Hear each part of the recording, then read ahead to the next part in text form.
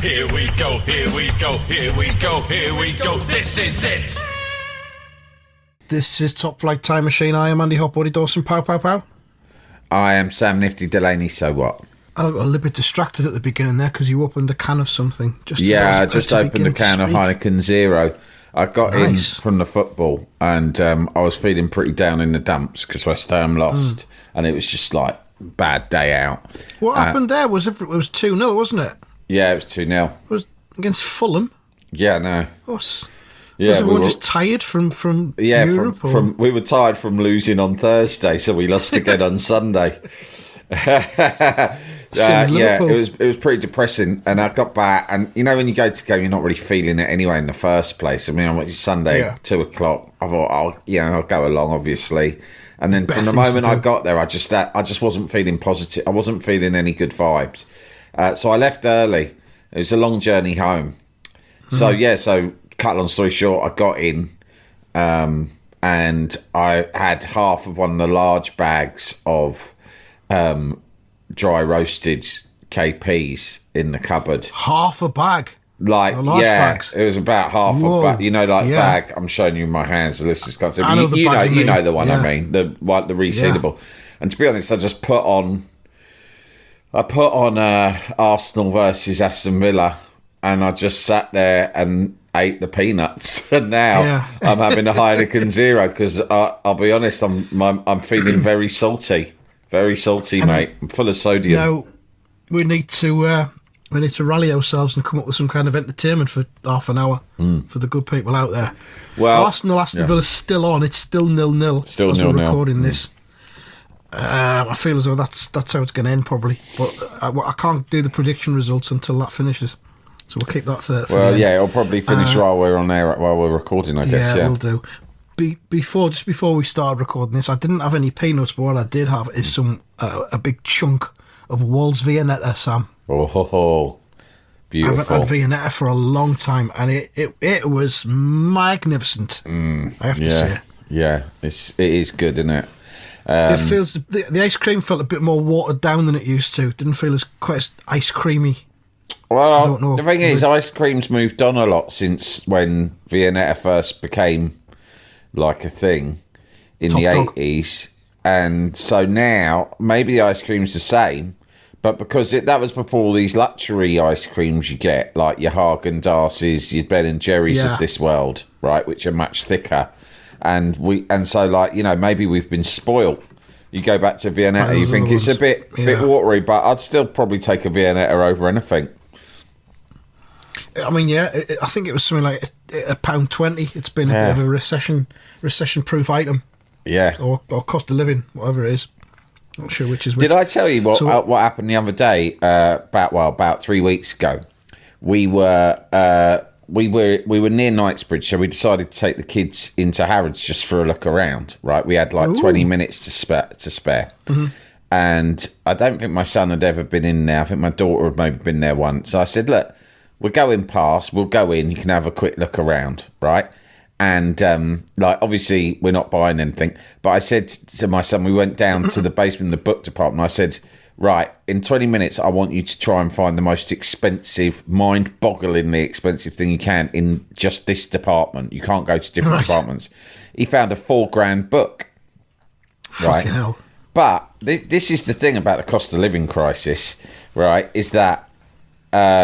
meanwhile, while we were looking for £4,000 books, right, which I think was some sort of special edition David Hockney artwork book or something like that. Right. Yeah, £4,000. I mean, it was a good book, don't get me wrong. I don't know if it's £4,000 worth of book, but whatever. My wife and my daughter, they went to the food hall, right? Have you ever been in that? I've never been to Harrods in my life. Yeah, I mean, it's quite an interesting place to go. But do they still sell lions? Yeah, they got lions. Yeah. No, they don't. They don't sell lions anymore. I'm passing by them. Yeah, but they do have £4,000 books. No, but the food hall is like the most. In some ways, it's like the most memorable bit of it because it's like outrageous, right? You walk into this huge thing and it's just like fucking amazing. I remember like going in there when I was a kid and you saw like a fucking dead pheasant, but still with all its plumage like hanging from the ceiling. It's like, fucking hell, this is where like Henry VIII did his shopping, right? Did his big it's where he did his big shop, right? And but my missus said she was looking around at the prices and stuff, right? And she went, you know what? When like she went, I can't remember the last time in Harrods Food Hall, but you used to go in there and think, fucking hell, look at this. It's 20 quid for a bit of cheese or whatever, right? And it used to blow your socks off, right? Now, bear in mind, we're not completely monogamous when it comes to our big shop supermarket, but more often than not, it's Asda, right? You like to tart around now and again. We tart around a little bit, but I would say 85% of the year it's Asda. And then probably the rest, it's occasionally Sainsbury's or Tesco, right? And so it's not like we're shopping at the highest end, right, of the supermarket. But she said, the thing is, you go into Harrods Food Hall now, she went, and none of the prices make you go, fucking hell. They're all, she said, all you think is, that's a little bit more than I pay usually for that product, right? Yeah. And she went, and that's what's astonishing is that you used to go in there and think, fucking hell, this is just like only the fucking Queen can afford to shop here, right? Or I don't know, your Peter Purvises of this world, your Bobby Davros. Do you know what I mean? Your high rollers, right? But she said now you look at it, you think, it's a little bit more expensive than Asda. There's a Harrods premium, but not much. But probably if you shop at Waitrose, for example, you'd barely notice the fucking difference. And that is the cost of living crisis. To me, that's one of the most vivid sort of illustrations of it. Like, I mean, Harrods you could put it this way. If I was a columnist in the Sunday newspapers, right? Yeah, I'd write, should be. Yeah, I'd write a column that was called "We All Shop at Harrods Now." Oh, that's good. Yeah. We're all shopping at Harrods now, yeah. Do you think the Harrods prices, have they come down? Well, I mean, were the Harrods prices kind of set by the Queen when she was alive? They're just set. They're just set by who? Muhammad Al-Fayed's gone now. Who's setting the prices? No, the Queen Who's in charge there? The Queen set them, and she died, and that's why they haven't gone up, because since she died, it's been in limbo. It's been in a limbo situation. Charles doesn't. He doesn't know whether he's inherited that right. Al-Fayed's dead. There's a power vacuum at Harrods, basically. Right, the Queen and Al-Fayed are both dead. Gone. Yeah. Imagine what's going on up in heaven with them two, and Diana. Fucking hell, right? I know we've slated The Crown a lot, right? But I saw an episode of The Crown. My daughter was watching it, right? And the geezer they've got playing Al-Fayed is one of the fucking funniest like depictions on British television. It's like it's a hark back to the 1970s, right? It's how they would have cast and portrayed an Arab billionaire in a 70s sitcom. From the sitcom Mind Your Language. Yeah, it's like that. It's so funny. And the actor, I recognise him from somewhere. I'm pretty sure he's not an Arab in real life, right? But he's like a comedy actor. It's really funny. He's like, damn you, Doddy! Why will the Queen not answer my calls? It's really fucking funny. He's called Salim Dow. Oh, he does sound like he's an Arab. Palestinian. Oh, right, okay. Best known for The Crown. I don't know what else he's been in. He's in Fauda.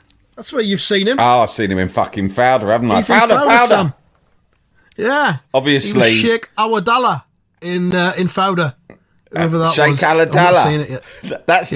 That sounds like something from a fucking pantomime as well, doesn't it?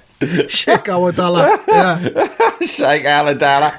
I've told you about my thing about J.K. Rowling naming the one Chinese. You know, like there's no ethnic minorities in any of the Harry Potter books. It's fully white, right? It's like Hogwarts is a fucking fully white institution. I mean, it's whiter than Eton, right? And but they got this Chinese girl who goes there, right? She's like the one concession to diversity at Hogwarts. Guess what? I don't know if you're familiar with the Harry Potter books. My kids used to like them. No, past the spy. Right. The one Chinese character in the whole of Hogwarts is a girl, and J.K. Rowling named her Cho Chan, right? And I always go to my kids, bit fucking lazy, innit? I go, what do you mean? I said, bit fucking lazy. She's got one ethnic minority character, right? And she's Chinese, and they've gone, what are you going to call the Chinese character you come up with? Oh, I don't know, Cho Chan, something like that. Put Cho Chan down now as a placeholder, right?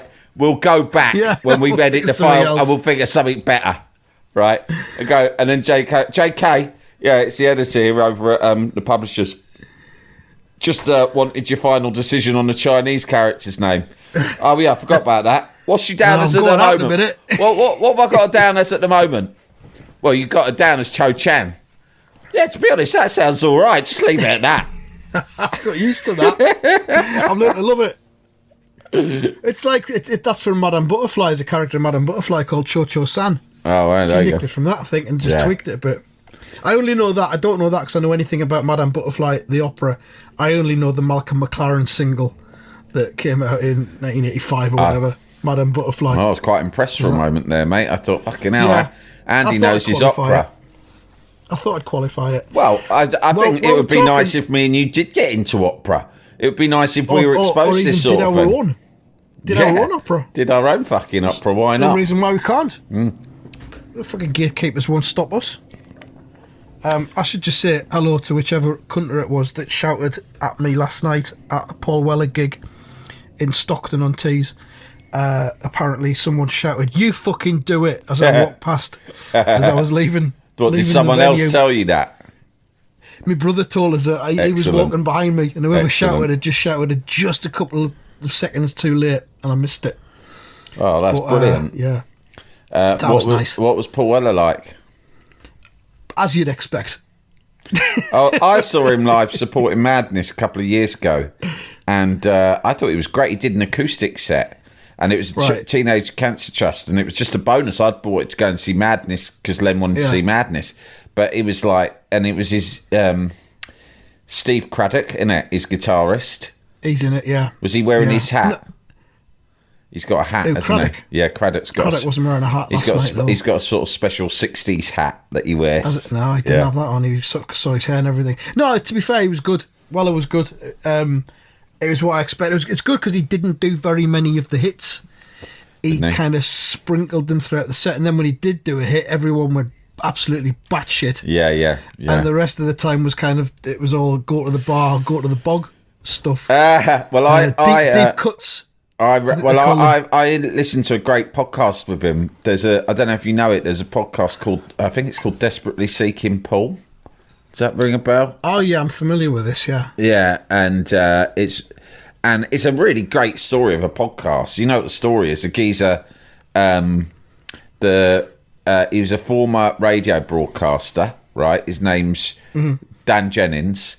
And he basically, when he sort of retired or stepped back from his broadcasting career, his one big regret was that he'd never interviewed Paul Weller, who was his hero, right? Yeah. So he started a podcast called Desperately Seeking Paul, and the idea was he would keep trying to get in every week. It was an episode with a Paul Weller fan or someone associated with Paul Weller, but each episode he would try and get a little bit closer to the man himself. And along the way, he's interviewed, all the people from the bands. I'm sure our good friend and listener to the show, Mick Talbot, would have been on it. Talbot. Hello, Mick, if you're listening. Yeah, and they had Paul's mum on and his sister on, like everyone, right?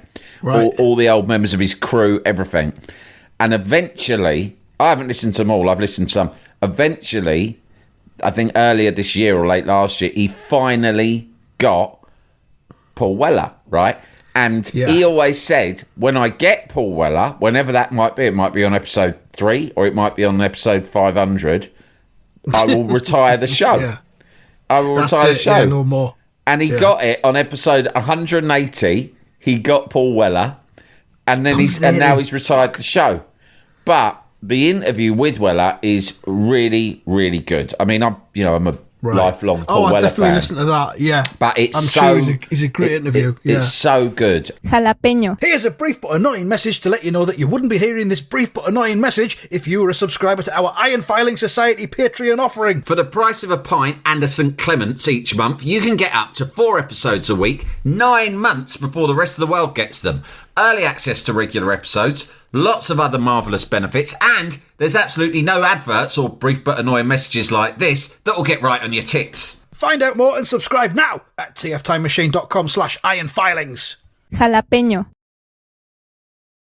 Jalapeño. Yeah, there's some really great insights on there. I think even if you're not a fan of the music, I mean, he's a guy who's been around the houses, and he's got some really great insights on life and society and everything. And he's got a great line that I really like in it, where he says, goes, obviously lots of people have called you a genius, your fans regard you as a genius, and he goes, I honestly do not think I am a genius. I really reject that. He said, but I think that I'm really good at being me, right? And I thought, what a brilliant way to put it.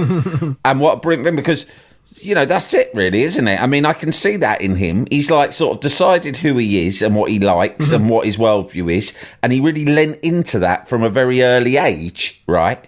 And has sort of turned it into a thing that people like. And authenticity is a rare thing, and I think all of us struggle a little. Everyone puts on disguises through their life, don't they? Do you know what I mean? Everyone wears masks to some extent or another, and sometimes you don't even realise you're doing it. You're behaving in a certain way to get a certain response or to please other people.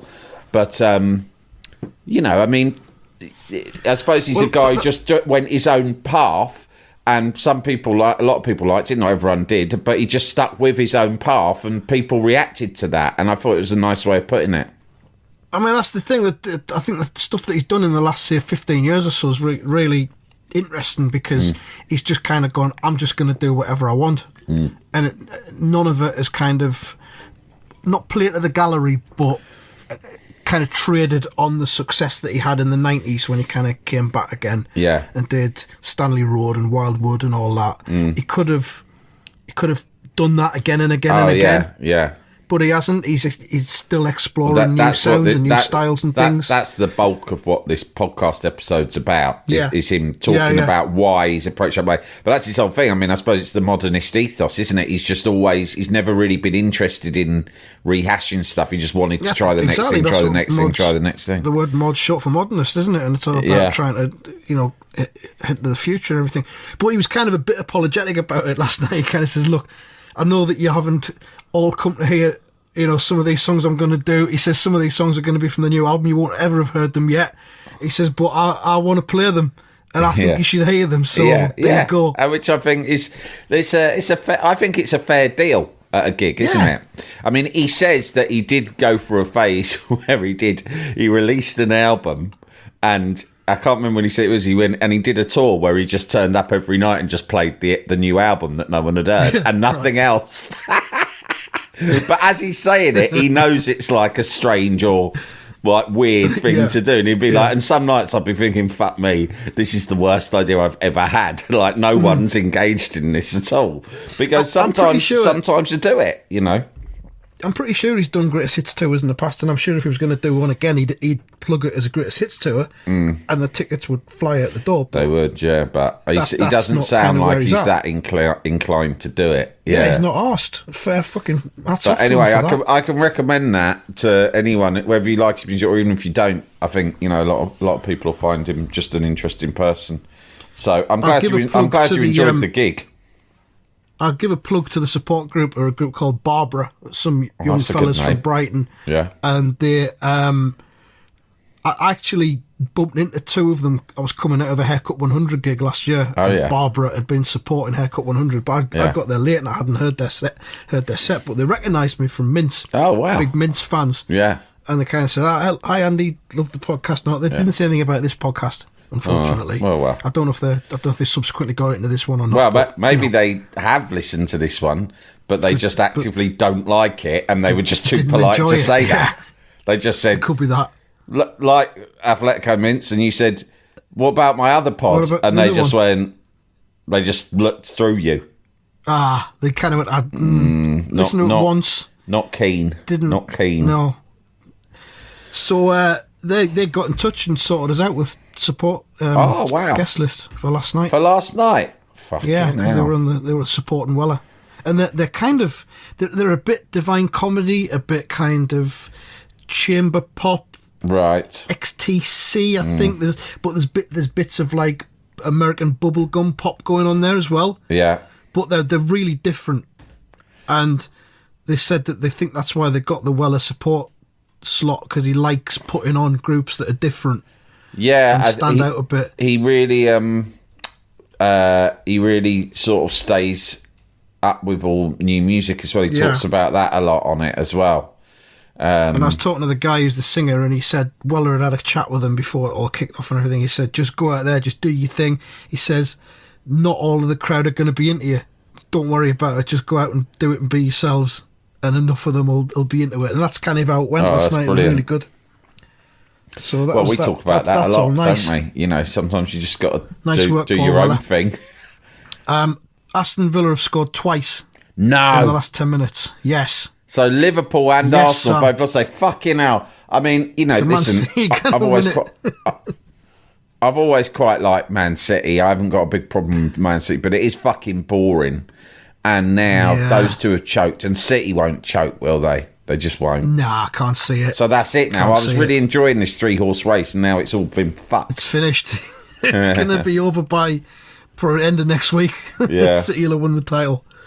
Yeah, 2-0 well. full time. And nobody predicted that. No, I don't suppose they would have done. But I mean, Arsenal there looked we are. like they were nervous throughout that game. Anyway, listen, going back to pop music, I thought of you the other day because you just Thank mentioned. you.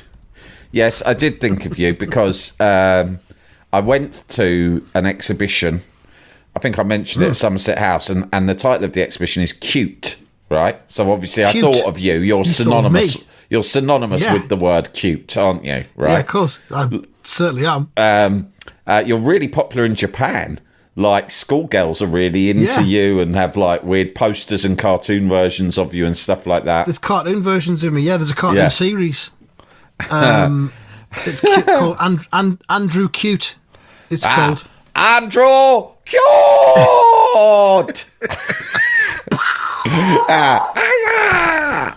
Right, Yeah. so...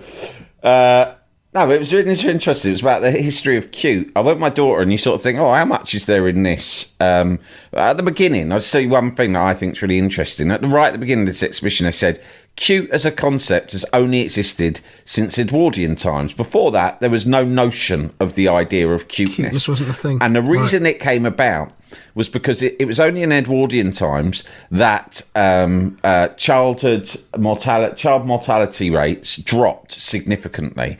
Until that time, being a child, right, was considered something you just had to basically grow out of / survive without dying. It was perilous. Yeah, right. And it was only in the Edwardian era, because of advances in welfare and healthcare and sanitation, that suddenly being a kid was no longer just some really dangerous and quite disagreeable thing. The other thing was that it was dangerous, but also adults just regard them as like they're just annoying, not fully formed humans yet, and you've just got to hope that they will grow out of it, right, sooner rather than later.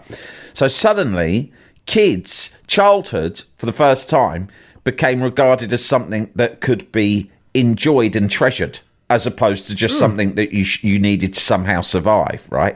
And around the same time, animals, which had always just been purely used for work purposes, suddenly, right? Or food. Around the same time, people started keeping domestic pets, mostly cats, right?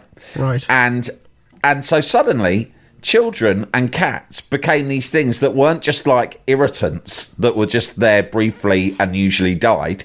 They became things that people treasured and valued. And around that same time, a lot of illustrators, particularly ones in newspapers or commercial illustrators who did postcards and whatnot, right, started drawing cute versions of children and kittens with very big eyes. Yeah. And so the concept of cute was born, and it was born as a sort of a marketing device, really. Right. Do you know what I mean? And I thought that was really interesting. But the bit, apart from general cuteness reminding me of you, was I was thinking, from how many angles can they legitimately examine the notion of cuteness? Because I don't want to be here for ages, but you had to pay to get in. So I want to see more than just a couple of pictures of Hello Kitty. Do you know what I mean? Right.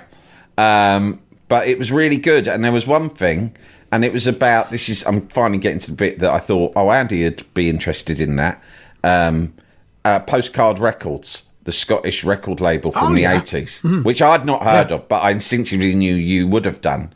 And it was like, the idea was that out of the grim economic circumstances, grey weather, industrial setting, and all-round kind of bummer of Scotland in the 1980s, right?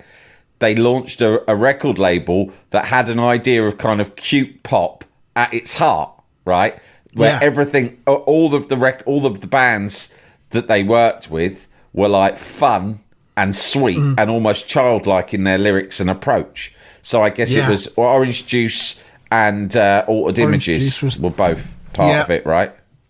Aztec Camera as well, because Orange Juice, they kind of go around wearing shorts and stuff and doing their jingle jangle pop and being all fair and slightly camp and all that kind of thing. And it was all that going on. I think that's nice. And of course, Aztec Camera and Altered Images. I mean, this is fucking very, very feel good pop, isn't it? Totally. So yeah. So I thought that was good. I thought, Andy will know all about that. Maybe I'll tell him about it at some point, and he'll be really impressed. How long's that on for then? I don't know, but it's worth a look if you're down.